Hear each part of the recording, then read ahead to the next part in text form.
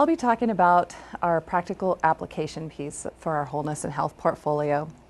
And I have to start off by saying that I am a lifelong learner. I love learning new concepts and ideas. I've taught myself bass guitar, electric bass guitar, photography, cake decorating. I really love taking in new ideas. I remember back in the 90s being intrigued by Stephen Covey's 7 Habits of Highly Effective People. You know, just read straight through that. And one of the concepts in there that Stephen Covey, I'm sure, you know, attributes rightly to Aristotle, is the idea of the whole is greater than the sum of its parts. And I was really intrigued by that. At first, when I heard it, I thought, what in the world does that mean? Is it, you know, it sounded like a Confucius says or a fortune cookie or something like that. But if you look at Gestalt theory, who was, you know, is reminiscent of Aristotle, he defines the whole is greater than the sum of its parts by saying that the sum of the whole is greater than its parts. It is the perception of a composition as a whole, and composition speaks to me as a photographer, while each of the individual parts have meaning on their own, taken together, the meaning may change. Our perception of the piece, and in this case, the piece is wholeness, is based on our understanding of all the bits and pieces working in unison.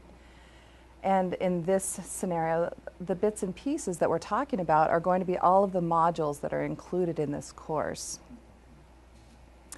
And we find that wholeness really is, that concept of wholeness is true for communities, it's true for organizations, it's true for individuals, right? And as we look at wholeness, what we really mean is that we're looking at connections. Connections to ourself, connections to God, connections to others, to our community, and to our environment. And through this course, you'll be looking at all of those different connections and pieces. And those pieces really do unify us, and they integrate us as a whole being and as a whole person. In developing this course, we were very intentional. We wanted to design it in such a way as to stay true to the idea of wholeness from start to finish. And so we intentionally wove together and integrated 3 different components into each module. So in each module, you'll see a theological component, you'll see a theoretical or an academic component, and you'll see a practical component. And that's the piece that I'm going to be talking about today. So as you move forward in this course, you will continue to see these 3 pieces presented and represented for unification. And in each module, you're going to have an opportunity to take the information that you're learning and that you've gained through the theological, through the theoretical and academic, and really incorporate that with the practical piece. And our hope is that really that it's going to be incorporated not only in your own lives, but also in the lives of those whom you will be serving. Do you all remember learning how to drive a car? For some of us, it's been a lot longer than others. And I am the proud mother of a 15-year-old who is newly permitted. And I am taking prayers. I'd love to be on your prayer request list because it is not for the faint of heart. My daughter just, like I said, got her permit and has taken to the roads. And can you imagine what it would look like if she had gone to her driving school and sat there for however many hours, read all of her books, taken all of her tests, studied all of the laws and the road signs, and taken in all of this knowledge and never got behind the wheel? How effective would she be as a driver? I mean, you wouldn't have that connection.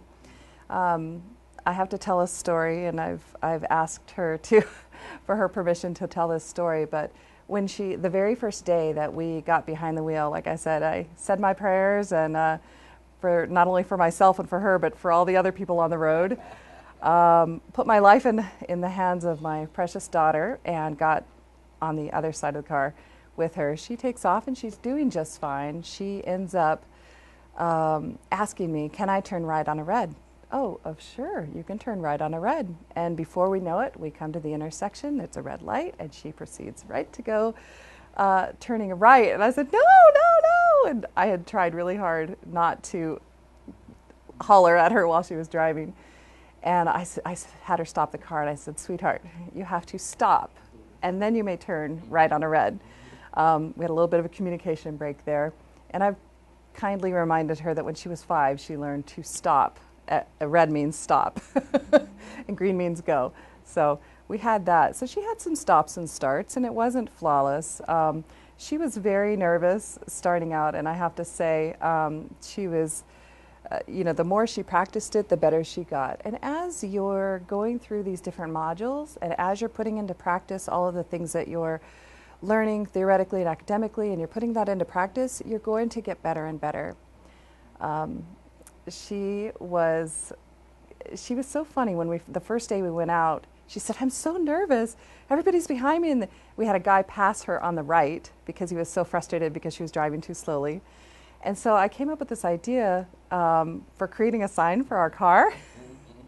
And it's a student driver. And then I added the be kind, please, because I wanted people on the road to understand that this was a new driver. She's still working out the bugs. And it was funny because some of my friends said, I can't believe that she allowed that. And I said, she was all for it because it allowed her to relax. Because a lot of times people aren't gracious when you're trying to gain new skills.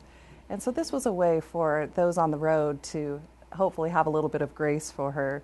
And since then, she's become a pro. She just drove to New Mexico and is doing very well. So you all are safe to get back on the roads. And I want to remind you that as you're looking at these practical application pieces, that again, be kind to yourself and realize that you're going to have moments where you try to pick up, like Sabbath, you try to keep Sabbath and maybe something comes up, or you try a new exercise routine and, your schedule just doesn't work out.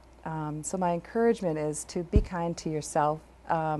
And also, as you're working with people, whether it's your clients, your customers, whatever discipline you work in, to be kind with others as they are learning to incorporate things that you're helping them to see. And so again, what we've done is we've built in this sort of behind the wheel component, this practical application piece into the course. What you're going to be seeing are a lot of different, just ways that you can incorporate all of that, the things that you are learning. And again, just to be kind to yourself, that you're going to have stops and starts.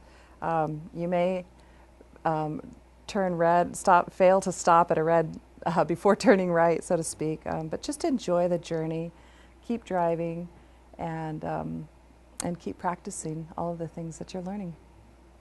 So thank you very much.